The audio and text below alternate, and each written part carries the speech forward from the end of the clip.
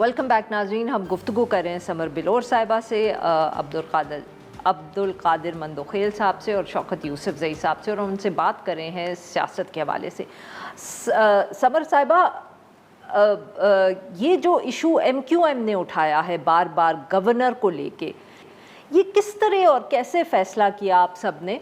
Because शिकायत उनकी तरफ से कम नहीं हो रही, बल्कि अब तो आपको जैसे हमने सुनाया, फारूक सत्तार साहब कह रहे हैं कि पाकिस्तान पीपल्स पार्टी ने तो they wash their hands of the whole thing कि जी हमने तो नहीं कहा था गवर्नर चेंज हो।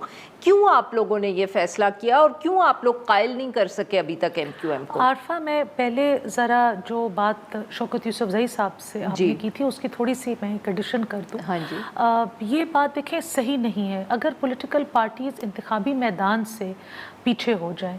मेरे पाकिस्तान तहरीक इंसाफ के जो कलीग्स हैं वो हर प्लेटफॉर्म पे बैठ के कहते हैं हमारे साथ गिलगित बल्तिस्तान में ज़्यादती हुई, लेकिन ग्राउंड पे रियलिटी ये थी कि गिलगित बल्तिस्तान में 60% सीट्स पे इनके पास कैंडिडेट्स थे, 40% पे इनके कैंडिडेट्स अवेलेबल नहीं थे। मेरी बहुत सारी कोलीग्स वहाँ पे गई हैं। मेरे बच्चे की मंगनी थी इसलिए मैं खुद नहीं जा सकी, but I was very aware from people who were on the ground.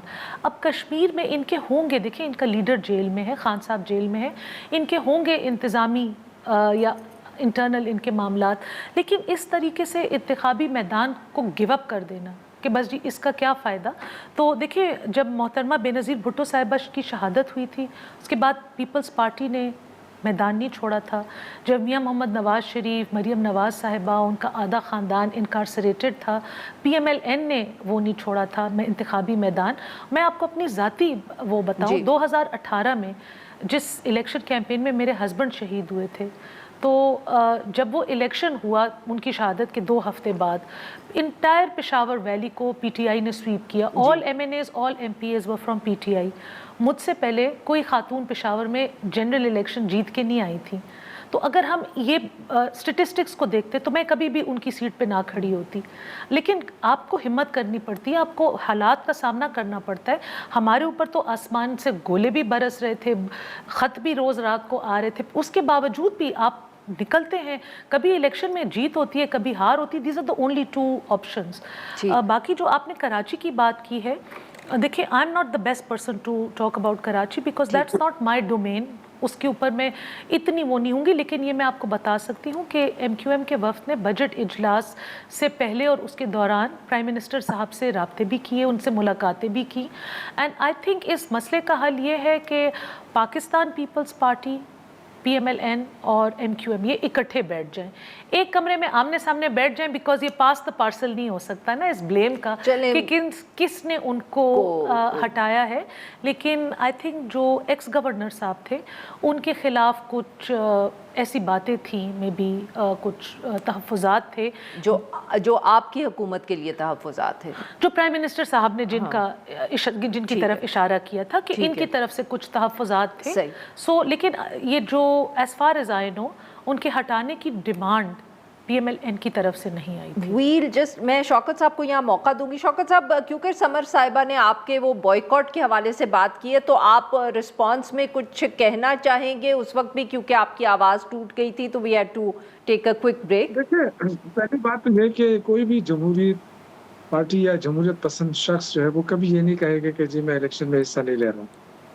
ये बात बिल्कुल ठीक है कि हमें इलेक्शन जो है वो किसी सूरत में नहीं छोड़ना चाहिए, लेकिन जिस इलेक्शन का रिजल्ट पहले से मालूम हो उसमें फिर इलेक्शन तो नहीं हुआ ना।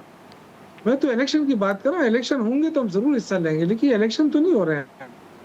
और ना 2024 में इलेक्शन हुए हमारे साथ, वो भी हमने देखा, फिर बल्तिस्तान में देखा, तो इसके बाद क्या रह जाता है? मुझे तो समझ नहीं आती कि अगर हम सिर्फ इनको ही इक़्तिदार में लाने के लिए पूरे प्रोसेस में हिस्सा लें, उसकी जरूरत नहीं है। उससे देखे ना उससे नुकसान क्या हो रहा है। अब अच्छा शौकत साहब, मुझे एक बात बताइएगा, माफ़ करिएगा शौकत साहब, मैं आपकी बात यहाँ काट रही हूँ, मैं बताइएगा कि फैसला हुआ कैसे है कि आपने इलेक्शन का बॉयकॉट करना है? मैं इसलिए पूछ रही हूँ क्योंकि खान साहब से तो आप लोगों की रसाई है नहीं, तो ये किस लेवल पे बैरिस्टर गौहर ने फैसला किया, पॉलिटिकल कमेटी ने फैसला किया, where was this decision taken?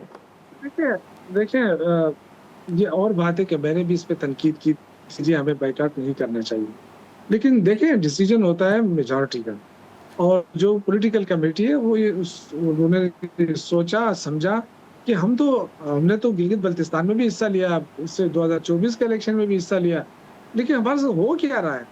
ये नहीं आप देखें कि हमसे निशान फिर छीन लिया गया, पहले दे दिया गया फिर छीन लिया गया। तो ये तो इलेक्शन ना हुए ना। अब आप मुझे बताएं कि हमारा निशान ही नहीं है जी। तो हम इलेक्शन कैसे, किस चीज पे हिस्सा लें? पहली बात तो ये कि आप किसी पार्टी को सही। कह रहे हैं कि जी बाइकआउट ना करें, तो उस पार्टी को आप निशान नहीं दे रहे हैं, तो ये तो प्री पोल रैंकिंग ये हो गई ना। तो जब निशान नहीं दे रहे हैं तो फिर हम हिस्सा किस चीज, इंडिविजुअल किसी ने लेना है ले ले, बेशक ले ले, लेकिन देखिए ये चीज है कि आप मुल्क को कमजोर कर रहे हैं। जहाँ जमहूरियत नहीं होगी, जहाँ पे आप जमहूरी पार्टियों को आगे नहीं आने देंगे, अवाम के वोट की आप जो है वो उस कमजोर करेंगे उस ताकत को, तो फिर आप मुल्क को नहीं, आप आजाद कश्मीर की सूरत हाल को देख लें, इतने नालायक लोग हैं, उस मसले का हल ही नहीं है इनके पास। यही हाल है कि जाओ मारो उनको। तो ये मारने मराने वाली चीजें जो ये खत्म होनी चाहिए। सियासी अप्रोच रखें, सियासी उसका और दिल बड़ा करें कि जो जीते बिल्कुल उसको ठीक। इक़्तिदार हवाले हो। अदरवाइज ये जो सिलसिला है वो बिल्कुल सही। हम देख रहे हैं, किस अरसे से देख रहे हैं पाकिस्तान कितने बड़े बड़े दावे। आप मुझे बताएं ना कौन सी मईशत ठीक हुई है? जी नाजरीन, यहाँ पे लेते हैं हम एक छोटी सी ब्रेक।